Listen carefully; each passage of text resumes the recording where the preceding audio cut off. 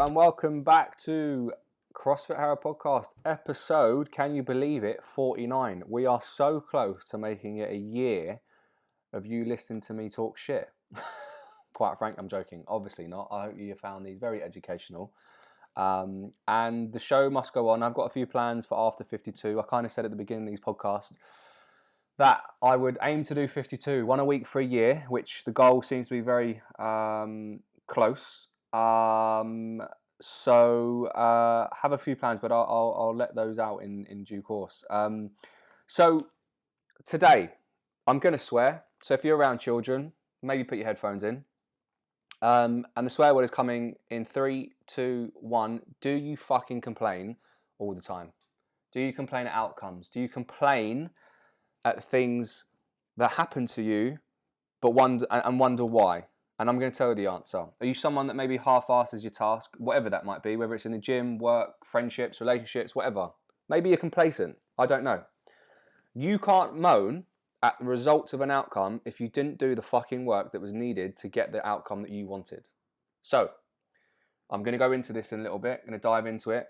But if you've set yourself a goal and 3 months later, 9 months later, 12 months later, you are not happy with the outcome, ask yourself the fucking question, did you do all the necessary things to get that goal? If the answer is yes, then something along the line has gone wrong and you haven't addressed what has, and you've kind of ignored that, maybe not dealt with it accordingly.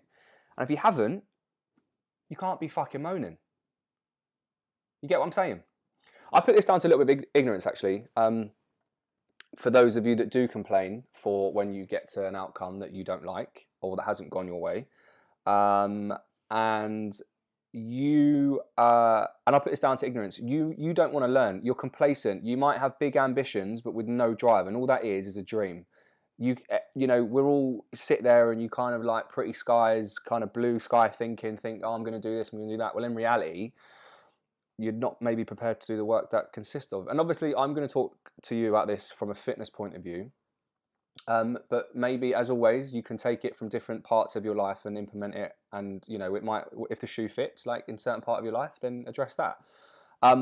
Now, you might know a little bit about something and think, oh, fuck it, I'll pass it, you know, or I'll get what I need to get from it. And that might work for a bit. You might be able to wing it until you surround yourselves with individuals who have put in the work, and then you feel inadequate. You think that you're shit at something. You think that you're not, you don't belong in that place, as an example. And there's a few examples that I can give. And a lot of them stem from fitness as well that I can give. But if you haven't put in the work, you have literally no reason to complain. And I'm going to use me for an example. I'm going to use a couple of examples in my past. And one of them is I didn't do too well at school, and that's for two reasons. One, I believe that school failed me because that wasn't my style of learning. I believe the school system isn't set up for someone like myself who is an entrepreneur who doesn't literally like to read books and sit in front of a desk and learn. That's not my style. And two, I was ignorant a little bit in learning. And I knew a little bit about each subject, and maybe enough just to get by. But put a test in front of me and I'm fucked. I literally fucked on the first question, and that was only asking me my name. I'm joking. The second question, my surname.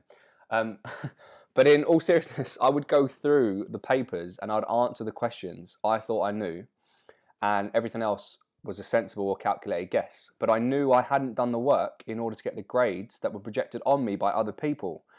And I knew that before I walked into the exam hall. Did I give a fuck? Not really. Did I do the work? No. And did I complain? No. Because I knew that I hadn't done the work. But also, I've spoken about this in the past, other people's projections on you of what you're expected to be. But that wasn't what I wanted to be, and that wasn't what I wanted to do. So a lot of you listening will have goals or things that you want to do because you think someone else might want you to do that, or someone else's projections are projected on, or someone else's ambitions are projected on you. And I find that a lot of parents will project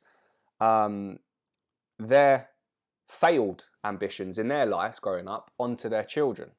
But everyone should live in their own world in that respect. And now, you may not have the same experience in school as me, but I'm confident the huge majority of people who train or in the fitness industry, in fitness, are the ones unhappy with some of the outcomes in certain stages of their training life. Now, ultimately, we know that everything comes down to happiness. Okay, that was the whole point of these podcasts, is to re-educate those of you listening, not to listen to the shit that comes out in the fitness industry. It doesn't matter what you look like. It doesn't matter what shape you are, what size. If you are round, square, fucking hexagon, whatever you are, the ultimate goal is happiness. And you, some of you might still be on that journey. You still might be finding out what that exactly means. But for those you that want to look a certain way, so let me rewind. So ultimately, we know that everything comes down to happiness. Okay, we know that. But for those people still on that journey and understanding that, you are more likely to go off other people's projections on what you should look like, or a certain way, or whatever it is that you want to be. Or maybe you want to feel, you want to feel and look like a certain way. And even then, it might not actually be what you really, really want. Anyway, sorry, I'm going off on a tangent. You invest some time in the gym. You pay your gym membership. You have an aesthetic goal. Okay. Now, you want to lose some body fat. Now, I find this quite amusing that a big chunk of that cohort of people deem they eat pretty well when asked that question, and can't admit to that and maybe need some help with the nutrition. Maybe there's a value issue there, and thinking that maybe chicken and rice or turning vegan will answer all their prayers. But remember, when you pay for certain gyms, not all gyms, when you pay to go to the gym, you're paying for access for some gyms. Okay, you pay your monthly fee, you just go and use the gym. For other gyms, you pay for coaching, and not access. And there's a massive difference between that. Yes, I think maybe there should be an episode of me explaining the difference between paying for access and paying for coaching, but ultimately it's down to you as an individual to distinguish the difference between the two, or feel the value of the two over a period of time. I can tell you till I'm blue in the face, because I understand the value, and I've been on both ends of both sides of the spectrum. But you have to walk that walk and you've got to run that race and find that out too. Anyway, that's a bit of another story. But maybe you'll start make a bit of progress. Okay, you've made a noticeable change with the fact that your activity level has increased, and maybe you've changed a meal for a salad, and you think fitness is completed, and you're not willing to take the advice of the people around you. You might plateau after a little while, lose some faith in the gyms, the value of coaching goes down, the value of personal training goes down, the value of understanding nutrition goes down. And now you're complaining the outcome on the work that you didn't do because you're upset, and even not backed by it. You know, you can't expect just to walk into a gym, just train, and then you're going to get exactly where you need to be, or what you want it to be in a couple of months' time. It doesn't work like that. And if it worked like that, the fitness industry would be so fucking easy. But whenever there is a difference of opinion, there's a difference of opinion. There's going to be just pros or different opinions from other people of what works and what doesn't work. That's why the industry is just so fucked up, when it should just be so simple. But unfortunately, people want to sell you shit, and we're never going to get out of that unless we re-educate the whole of the fitness industry. Like, you know, another story, even some of the shit that comes out on the news about fit and healthy people, like through COVID, blah, blah, blah. Like, no, don't put those people in the same category, because they're not, unfortunately. And yes, there are circumstances where things are sad, but no, completely different. So as a personal trainer in the past, still a relatively active coach at times, and a business owner, I've often found that people come to you for help. They absolutely will, but it has to be on their terms. They come with a kind of predisposed answer of how they want it to look like, when in reality, it's not like that. But at the same time, there are a lot of bad coaches there that can't relay that message of how to scale your fitness properly, and how to become or how to be the person that you think that you want to be, the image that you have in your head. Here's an example. Coach, training's going really well, but I'm not losing any weight. I might try this program from someone I found online. I'm going to use the word Harry, the name Harry. I don't know Harry. Harry, well, yeah, you've done really well with your training. We're recovering really well. We're making realistic progressions. We're sleeping a lot better. We're injury-free. Did you do those tasks on some of the small, very nutrition changes that I asked you to do? I know that you found nutrition tough, so we're going to start really, really small. Did you do those? How are you getting on? Yeah, my diet's okay. I haven't really done it, to be honest. Right, Harry.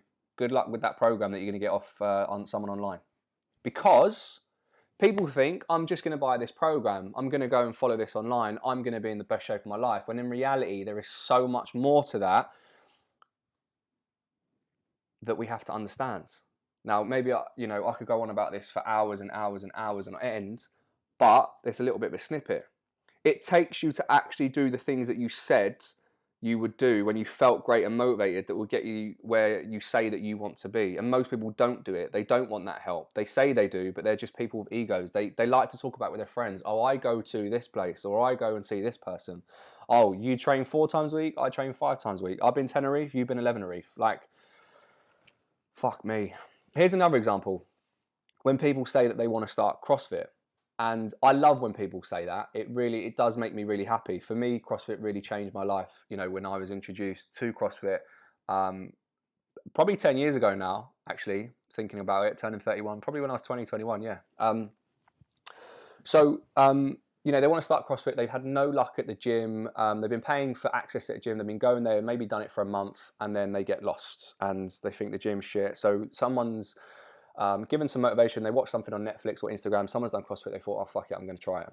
And we talk about the intro sessions and getting started. Like, oh, I don't feel I want to do the intro sessions. I've been a member of a gym before. Yeah, I know, babes. I know you've been a member of the gym, but you haven't done some of the movements that are required in order for you to succeed.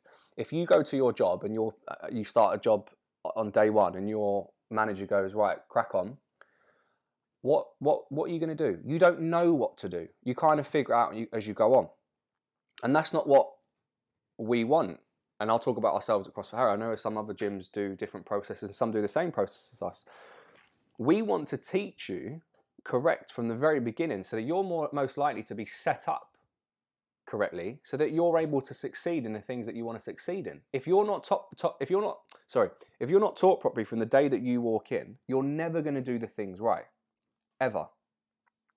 This also goes back to some of the things that happen in a group environment that maybe I had, and this is a true story. I don't know if you'd be listening to this actually. I had someone ask me, he's like, look, I've been coming here for X amount of years, and sometimes I find, I've done certain drills, or like we practice certain things, we've done it in the past. And I completely understand that. Someone who has come for a long time, and let's say I'm going to use the power clean, for example. If you've done a power clean, and this often happens, just because you've done power cleans for like 3 months and you've got a 1 rep max of 100 kilo or 60 kilo, whatever your 1 rep max is, I couldn't give a fuck. It doesn't matter. There's no number that is superior than another. It's all relevant to the individual. Just because you've done it for 3 months, that does not mean that you cannot be coached and you cannot get better. Everyone can get better at something. It's just whether or not you want to be coached or wanting to improve. And if you're content in not, then don't complain. As simple as that. You can't complain because you're not prepared to refine the things that you need to refine in order to get better. So my answer to that is that you may be of a certain standard and you may have developed this skill for a long, long time, but there are certain things that we can all develop, and everyone's at different stages of these. However, what is it that you want to improve? How can we make these easier for you in terms of the skill so that you can perform better? Oh, I don't really know. I just want to I don't want to do this. I just want to crack on. Well, I'm sorry, but that's not really how it works. And if we want to smash a workout, then maybe that's not the place. We are here to educate. We want to refine the skills for you to improve performance, because it's not always necessarily about how good you look. And I think as people get older, they realize actually performance does, how can you do things in the shortest time possible in the most efficient way? Essentially, that is what CrossFit is. So, same person, oh, I can't get past this weight, or I can't get, well, there's a reason for that. It's because you're not prepared to do the necessary things in order to achieve that. So you can't be upset with the things that you can't do because you're not prepared to learn them. Your satisfaction level in your life is reflected in the actions that you take on a daily basis. Now, consistency for me is so underrated. People do not understand the value and how important consistency is. Learning new things is so underrated, completely underrated, because we all have this thing, I know a little bit about it, I don't need to learn, I don't need to do anymore. And that's just your ego talking. That is you just being a complete and utter dick and not wanting to learn anything more because you think you know how to do it. I'm going to talk about me here. I've been training for the best part of 15, 16 years, right? in terms of doing CrossFit for 10, bodybuilding, stuff like that. I've been playing, you know, football, different types of elements of training with football. Been playing best part of 20, 25 years for that. Started that very, very young. But always looking to learn how to get better in terms of how can I get better at this snatch? How can I get better at my handstand walks? How can I get better at running? I can't complain that I'm not as good of a runner as I used to be through playing football and doing, because I don't run as much. So I can't be upset that my 5K time isn't sub 20 minutes. I'm happy with 22 and a half, I think is my time. For someone who doesn't go out practicing running, I can't complain at that. And I enjoy the fact that I'm holding myself accountable by not complaining, because I can't. I've told myself, you can't complain at things if you haven't done the work. Learning new things is so underrated. I could, if I wanted to become a better runner, go to a running club. I could go to a running coach to help me look at my stride. I could go to a social, more social events in terms of like running 5Ks with people, just purely to do that. I could look at training in terms of intensities, distances, durations, to improve my running. I could, but at this stage of my life, I don't want to. I want to learn different things. I want to learn other things. I don't want to get better at running. That's my own thing. Now, if you don't want to get better at a certain thing, that's fine. Just don't complain about it. You won't hear me complain that my running time won't improve, because I'm not prepared to do those things. We live in a society where you already have the answer before you've asked the question. You've got a predetermined answer. How can I do this? How can I lose weight? You're wanting to tell me, or you're wanting me to tell you what you're thinking in your head, when it's the complete opposite. These are things that you need to do, but now that I've told you that, you're not willing to do it.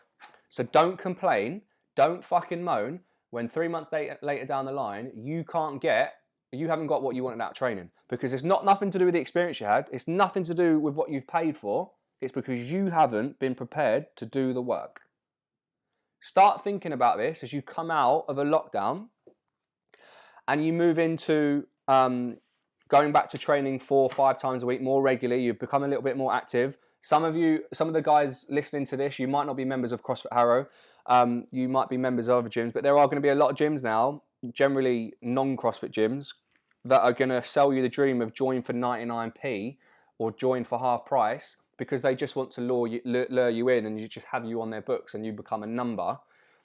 Think about these things and where you're going to prioritize the things that you want, because in 6 months' time, when you're back to hopefully normality in real world, you're in no position to be moaning, because you've done the things that you needed to do. And in 6 months' time, you'll find something else that you want to improve that you can put the work into. Food for thought. Think about that as you come out of this lockdown. Have a lovely day, and we'll speak to you next week.